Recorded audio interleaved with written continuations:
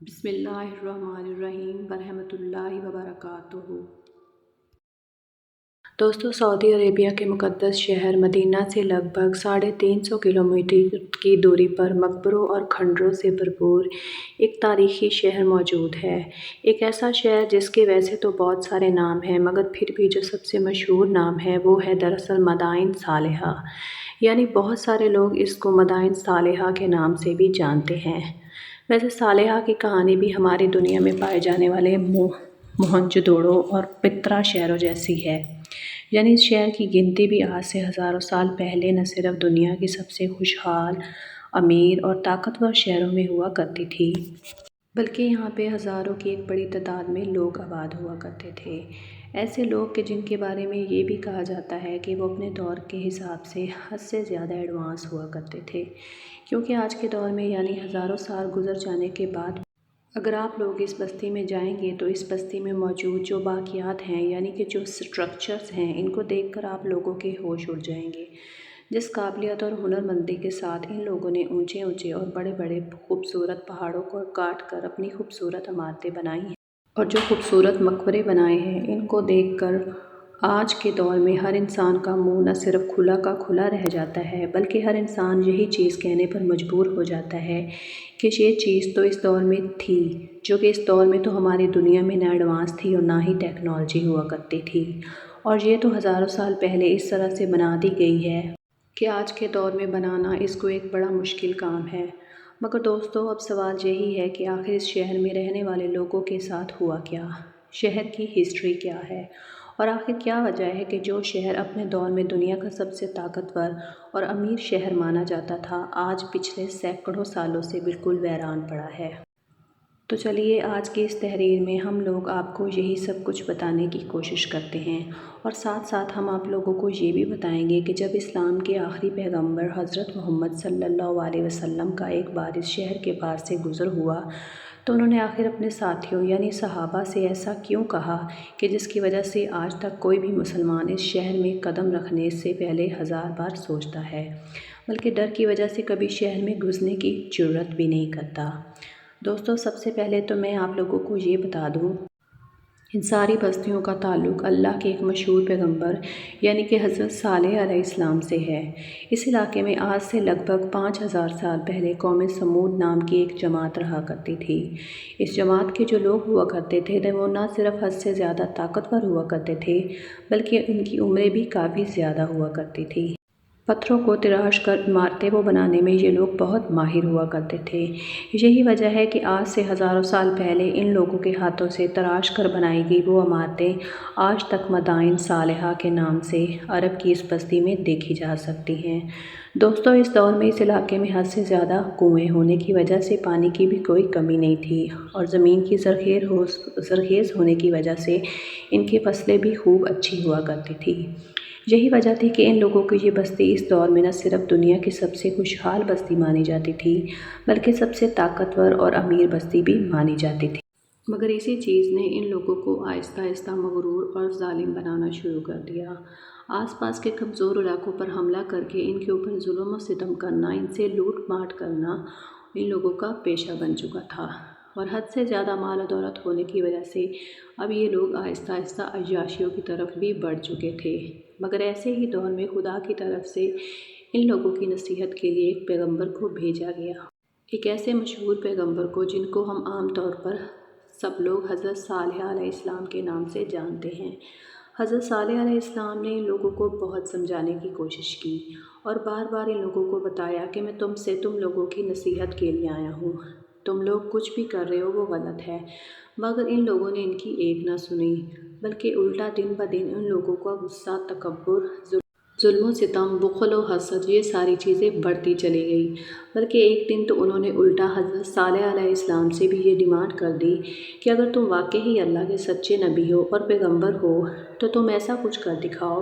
کہ جس کو دیکھ کر ہم کو یقین ہو کہ تم واقعی اللہ کے سچے نبی ہو۔ یعنی وہ لوگ معجزہ دیکھنا چاہتے تھے۔ اتنا ہی نہیں، ان لوگوں نے آگے بھی یہ ڈیمانڈ کی کہ دراصل یہ جو سامنے ایک پہاڑ کی چٹان تم اس میں سے ہم کو اونٹنی کو نکال کر دکھاؤ۔ اس پر حضرت صالح علیہ السلام نے خدا سے دعا کی اور ان کے دعا کرتے ہی اس پہاڑ کی چٹان سے واقعی ایک اونٹنی نکل آئی۔ یہ دیکھ کر وہاں پر موجود لوگوں کے ہوش اڑ گئے۔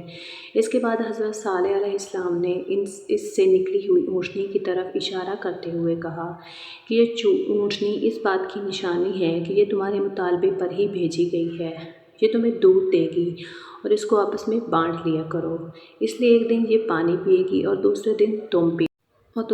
تم پیو گے۔ اور اگر اس اونٹنی کی باری کے دن تم نے کنویں سے پانی حاصل کرنے کی کوشش کی یا اس اونٹنی کو کوئی نقصان پہنچایا تو تم پر اللہ کا عذاب آ جائے گا۔ دوستوں، کچھ دن سب تو اس قوم کے لوگ حضرت صالح علیہ السلام کی نصیحت پر عمل کرتے رہے، یعنی پوری پابندی کے ساتھ وہ کام کرتے رہے کہ جس کا حکم تھا حضرت صالح علیہ السلام کی طرف سے دیا گیا تھا، مگر آہستہ آہستہ اب ان کا صبر ٹوٹ چکا تھا۔ ان لوگوں کو یہ بالکل بھی گوارا نہیں ہو رہا تھا کہ وہ حضرت صالح علیہ السلام کے حکم کی پابندی کریں کہ جس کا انہوں نے آرڈر دیا تھا۔ اتنا ہی نہیں، اب وہ الٹا جب بھی اس اونٹنی کو کہیں پر دیکھا کرتے،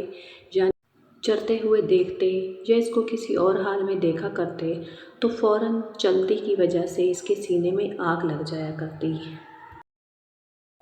اور آخر کار وہ دن بھی آ گیا کہ جب اس کے قوم کے دو نوجوانوں نے مل کر چپکے سے اس معصوم اونٹنی کو قتل کر دیا۔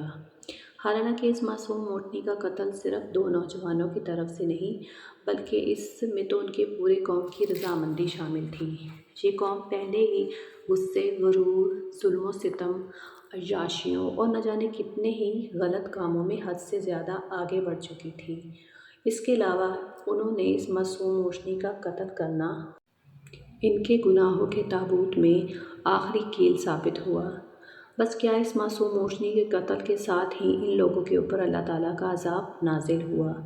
جب اگلی صبح ہوئی تو شہر کا نقشہ پوری طرح سے بدل چکا تھا، کیونکہ اس شہر میں سانس لینے والا اب ایک انسان بھی باقی نہیں رہا تھا، اور وہ اونچے اونچے محل اور عالیشان عمارتیں کہ جن کو یہ لوگ پتھروں کو تراش کر بنایا کرتے تھے اور جن سے ان لوگوں کے حد سے زیادہ غرور اور تکبر تھا، وہ بالکل ویسے ہی سنسان باقی رہ گئے۔ آج بھی اس بستی میں موجود عمارتوں کو دیکھ کر یہ اندازہ لگایا جا سکتا ہے کہ شاید اس دور میں اس شہر کی آبادی کم سے کم 4 لاکھ تو ضرور رہی ہوگی۔ حالانکہ دوستوں، میں آپ لوگوں کی نالج کے لیے یہ بھی بتاتی چلوں کہ ان لوگوں کے اوپر جو اللہ کا عذاب نازل ہوا، اس کا ذکر قرآن کی سب سے عظیم کتاب قرآن کے اندر بھی موجود ہے۔ اس کے علاوہ آخری نبی حضرت محمد صلی اللہ علیہ وسلم جب جنگ تبوک کے موقع پر اپنے ساتھیوں کے ساتھ وہاں سے گزرے تو انہوں نے بھی اپنے ساتھیوں کو اس علاقے کے بارے میں نہ صرف نصیحت کی بلکہ وارننگ بھی دی کہ ایک کنویں کی نشاندہی کرتے ہوئے یہی کہا کہ یہ وہ کنواں ہے جس سے حضرت صالح علیہ السلام کی اونٹنی پانی پیا کرتی تھی۔ اس لیے تم لوگ بھی صرف اور صرف کنویں سے پانی لینا، ورنہ اس بستی میں موجود جتنے دوسرے کنویں ہیں ان کا بستی کے کنویں سے پانی لے چکے ہیں، بلکہ اس کا پانی کا استعمال سے اگر آٹا گوندنے میں بھی کر چکے ہو تو آپ نے فوراً آرڈر دیا کہ اس کو پھینک دو، اور اس کے علاوہ ہانڈیوں کو پلٹ دو اور آٹے کو بھی ضائع کر دو، کیونکہ یہ وہ بستی ہے جہاں پر خدا کا عذاب نازل ہوا تھا۔ اور یہاں سے جتنا جلدی ہو سکے تیزی کے ساتھ نکل جاؤ، کیونکہ یہ کوئی تفریح کی جگہ نہیں ہے بلکہ یہ تو ڈرنے کا مقام ہے اور رونے کی جگہ ہے۔ اور یہی وہ وارننگ تھی کہ جس کی وجہ سے اگلے سینکڑوں سالوں تک دنیا بھر کے مسلمان اس بستی کے پاس سے گزرتے تو تھے اور اسے دیکھتے بھی تھے، مگر اس میں داخل ہونا تو دور بلکہ اس میں قدم رکھنے سے پہلے 1000 بار سوچا کرتے تھے۔ مگر دوستوں، وقت کے ساتھ ساتھ حالات بدل چکے ہیں۔ پچھلے 4 سے 5 سالوں کے اندر سعودی عربیہ میں جو کچھ بڑے چینجز آئے ہیں، ان میں سے ایک بدلہ اس بستی سے جڑا ہوا بھی ہے، اور وہ یہی بدلاؤ ہے کہ کچھ سالوں میں یہ بستی اب پوری طرح سے ایک ٹورسٹ پلیس بن چکی ہے۔ دنیا بھر کے ٹورسٹ جو سعودی عربیہ پہنچتے ہیں، ان میں سے بہت سارے لوگ ٹکٹ لے کر اس جگہ کو دیکھنے کے لیے ضرور آتے ہیں۔ اتنا ہی نہیں بلکہ پچھلے کچھ سالوں سے اس جگہ پر کئی میوزیکل ایونٹس اور طرح طرح کے میلے بھی لگ چکے ہیں۔